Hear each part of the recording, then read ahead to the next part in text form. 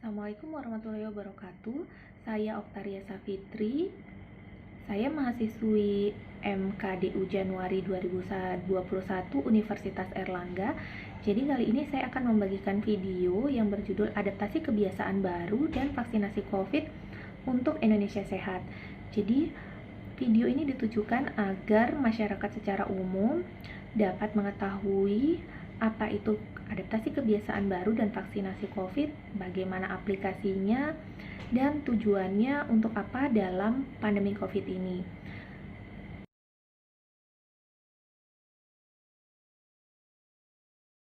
Dengan mencari tahu apa COVID-19, bagaimana cara penularan, bagaimana cara mencegah serta mengobati, dan proses vaksinasi, berarti manusia belajar secara ontologi dan epistemologi. Hasil pemikiran ini diharapkan dapat memiliki hakikat aksiologi berupa perlindungan melalui herd immunity, sehingga mengurangi angka penularan dan kematian akibat COVID-19.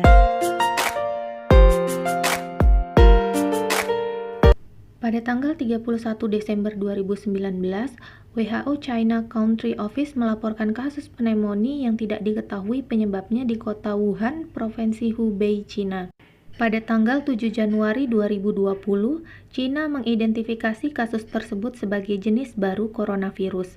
Pada tanggal 30 Januari 2020, WHO menetapkan kejadian tersebut sebagai keadaan darurat kesehatan masyarakat yang meresahkan dunia. Dan pada tanggal 11 Maret 2020, WHO sudah menetapkan COVID-19 sebagai pandemi.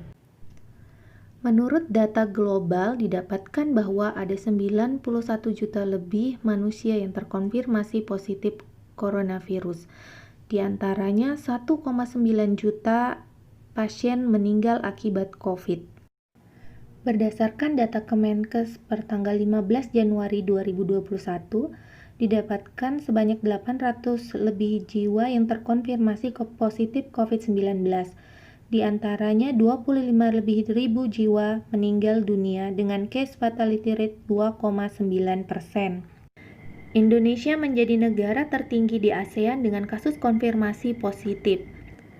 Dengan adanya pandemi ini, pemerintah melalui Kementerian Kesehatan segera merilis surat edaran ke semua dinas kesehatan provinsi dan kabupaten untuk aktif mencegah penularan COVID-19 melalui gerakan masker untuk semua dan penyediaan sarana cuci tangan dengan sabun. Bagaimana cara mencegah penularan COVID-19? Yaitu mencuci tangan, menggunakan masker dengan benar, menjaga jarak dan membatasi mobilitas serta interaksi hingga menjauhi kerumunan. COVID-19 bisa menular jika kita kontak langsung dengan orang yang terinfeksi atau dengan cairan yang dikeluarkan saat batuk ataupun bersin. Virus dapat berpindah ke tubuh kita bila tanpa sengaja kita menyentuh benda-benda tersebut, lalu menyentuh wajah seperti mata, mulut, dan hidung dengan tangan yang telah terkontaminasi. Mencuci tangan sesering mungkin dengan cara yang tepat setidaknya selama 40 detik dengan menggunakan sabun dapat membunuh kuman, bakteri, ataupun virus dibandingkan dengan mencuci tangan dengan air saja. Karena sabun dapat dengan mudah menghancurkan membran lipid COVID-19 sehingga membuat virus tersebut tidak aktif. Mencuci tangan dapat menggunakan sabun dan air mengalir yang bersih. Namun jika tidak tersedia, dapat menggunakan cairan pembersih tangan dengan kadar alkohol minimal 60%. Tapi penggunaan tersebut tidak digunakan bila tangan kita kotor atau berminyak.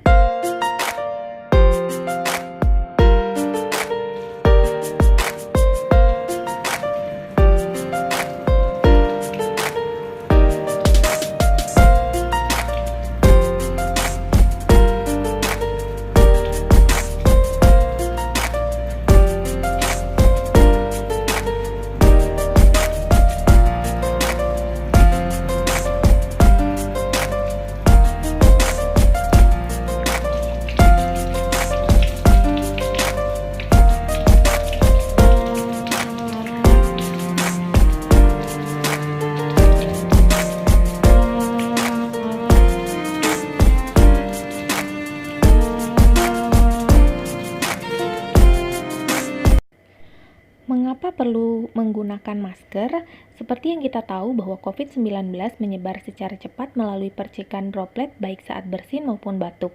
Memakai masker adalah salah satu cara efektif untuk menahan droplet tersebut menyebar. Apa sajakah yang perlu diperhatikan saat menggunakan masker? 1. Mencuci tangan sebelum menggunakan masker. 2. Lihat apakah masker yang digunakan rusak atau kotor dan gunakan masker kain berlapis 3. 3. Sesuaikan masker wajah. Masker harus menutupi mulut, hidung, dan dagu. 4. Jika sudah digunakan, jangan menyentuh bagian depan masker. Kelima, jika menggunakan masker kain, maka gunakan maksimal 4 jam. Jika ingin melepas masker, hanya dengan memegang tali pada bagian telinga. Masker dapat disimpan dalam plastik bersih dan tertutup jika masker tidak kotor untuk pemakaian selanjutnya. Masker kain dapat dicuci menggunakan sabun dan deterjen, sebaiknya menggunakan air panas sekali sehari. Dan jangan lupa untuk tetap mencuci tangan setelah menggunakan masker.